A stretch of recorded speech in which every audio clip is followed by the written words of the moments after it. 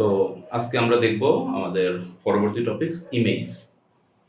তো আমরা যখন ফার্স্ট ফরম্যাটিং এর ক্লাস করলাম, তো সেই ক্লাসের ভিতরে আমরা দেখলাম যে আমাদের একটা ট্যাগ ছিল ব্রেক ট্যাগ, যে ট্যাগের কোনো শুরু ছিল না, যে ট্যাগের কোনো শেষ ছিল না।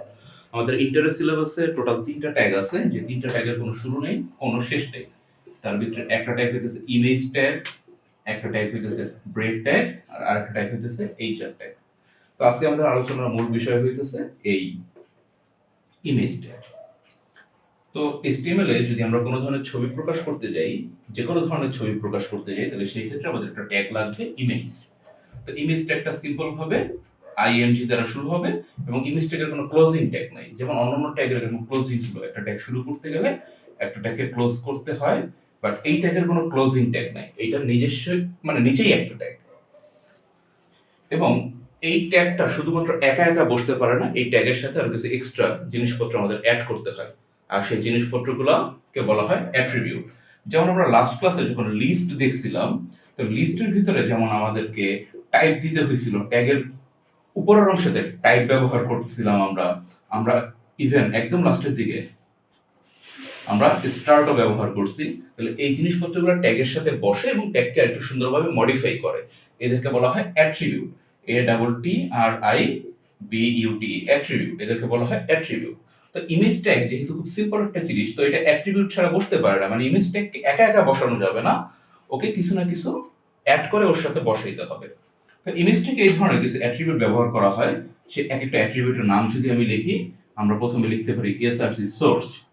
এটা ইমেজ ট্যাগের ব্যবহার করা অত্যাবশ্যকীয় অ্যাট্রিবিউট, মানে এই অ্যাট্রিবিউটটা ব্যবহার করতে হবে, মানে এইটা ছাড়া ইমেজের কোনো কাজ করতে পারবে না, এটা ছাড়া ইমেজ ব্যবহার করা যাবেও না। আমরা যদি একটু দেখি, যেমন আমি যদি বলি বা পরীক্ষার হলে যদি থাকে যে tree.jpg ছবিটি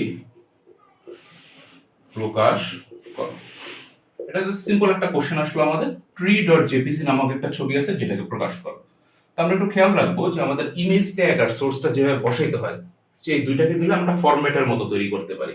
জিনিসটা ফরম্যাট টেক্সটের এরকম হবে, আমরা লিখেই রাখলাম যে ফরম্যাটটা এরকম যে প্রথমে ইমেজ দিব, ইমেজ লেখাটাকে লিখবো, তারপরে দিব SRC সোর্স, তারপরে ছবির যে নামটা থাকবে এইখানে কে বসবে, নামটা বসবে।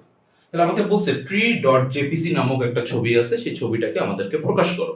তাহলে আমি কি করতে পারি, আমি শুধুমাত্র জাস্ট সিম্পল আমরা ইমেজ ট্যাগকে শুরু করব, আমরা জানি ইমেজ ট্যাগ সোর্স ছাড়া বসতে পারবে না, আমরা দিব SRC সোর্স, আর তারপরে ছবির নাম কি tree.jpg, tree.jpg। এতটুকু লিখলে আমাদের ছবিটা কিন্তু ইজিলি ভাবে প্রকাশ হয়ে যাচ্ছে। কি করবো তাহলে, ইমেজ লিখবো, সোর্স লিখবো, আর মাঝখানে শুধুমাত্র ছবির নামটা দিয়ে দিব, তাইলে আমাদের যে কোনো ধরনের ইমেজ প্রকাশ করা শেষ। এখন এখান থেকে একটা কোশ্চেন হইতে পারে যে নাম তো বুঝলাম, কিন্তু নামের পরে .jpg কেন? যেমন যে কোনো ওয়েবসাইটের নামের পরে .com থাকে, যে কোনো অডিও গান আমরা যখন শুনতে যাই তখন তার নামের পরে .mp3 থাকে, এগুলো খুবই কমন। তাহলে একটা ছবির নামের পরে কম্পিউটার সেটাকে যেন ছবি হিসেবে চিনতে পারে, তার জন্য কম্পিউটারের ছবির নামের পরে .jpg, .pngও মাঝে মধ্যে থাকতে পারে, .gif এটাও মাঝে মধ্যে থাকতে পারে, এগুলো ছবির নামের একটা অংশ। আচ্ছা, এখন যদি আমরা তার পরবর্তী কোশ্চেনে চলে যাই, মাঝে মধ্যে শুধুমাত্র ছবিটা প্রকাশ করতে দিবে, বিষয়টা এমন না, ছবির সাথে আরো একটু এক্সট্রা জিনিসপত্র অ্যাড করতে দেয়। যেমন আমাদের ছবির সাথে অ্যাডিশনাল দুইটা জিনিসপত্র অ্যাড করতে মাঝে মধ্যেই দেয়, এবং এটা মানে অ্যাড করার আমাদের জন্যই ভালো। তো অ্যাডিশনাল জিনিসপত্র যদি আমি লিখি, অ্যাডিশনাল আরো দুইটা জিনিসপত্র আমাদেরকে অ্যাড করতে দিবে। তো সেই অ্যাডিশনাল দুইটা জিনিসকে আমরা একটু লেখা ফেলি। সেই অ্যাডিশনাল দুইটা জিনিস হচ্ছে একটা WIDTS উইথ, আর একটা হচ্ছে HEIGHT হাইট। একটা উইথ আর একটা হচ্ছে হাইট, এই দুইটা জিনিসকে আমাদেরকে কি করতে দিবে, মানে অ্যাড করতে দিবে। যেমন আমাদের একটা কোশ্চেন যদি আসে, আমরা এখানে লিখতে পারি কোশ্চেন। তো কোশ্চেনকে আমরা লিখলাম যে এখানে সেম একই কোশ্চেনটাই আমরা লিখতে পারি, যে কোনো ছবির নাম tree.jpg ছবিটি 1200 × 350 পিক্সেলে পিক্সেলের সংক্ষিপ্ত রূপ পিএক্স, আর কম্পিউটারে যে কোনো জিনিসের দৈর্ঘ্য প্রস্থ উচ্চতার হিসাব নিকাশ পিক্সেলে করা হয়। আমরা যেরকম ইঞ্চি সেন্টিমিটারে করি, কম্পিউটার সেটাকে পিক্সেলে হিসাব করে। ট্রি.জেপিজি ছবিটা 1200 আর 300 পিক্সেলে প্রকাশ করো। যাই হোক, তো ট্রি.জেপিজি ছবিটা 1200 ইন্টু 300 পিক্সেলে প্রকাশ করতে বলা হয়েছে। তাহলে এটা সিম্পল, যেহেতু ছবি প্রকাশ করতে বলছে, আমরা কি দিব? ইমেজ দিব, তারপর লিখবো এসআরসি সোর্স, সোর্সের পরে ছবির নামটা দিয়ে দিব, ছবির নাম কি? ট্রি.জেপিজি। এখন আমাদের কি ছবির সাইজ দিয়ে দিছে? সবসময় মনে রাখবা, ছবির যে সাইজটা দেওয়া থাকবে তার ভিতরে প্রথমটাকে ধরবো আমরা উইথ, আর তারপরটাকে হাইট। ছোট বড় কোনো হিসাব নিকাশ করা যাবে না, যে কোনটা ছোট কোনটা বড়, কি হিসাব নিকাশ কোনো কিচ্ছু করার দরকার নাই। ছবির যেই সাইজটা দেওয়া থাকবে তার প্রথমটা হবে উইথ, তারপরটা হবে হাইট।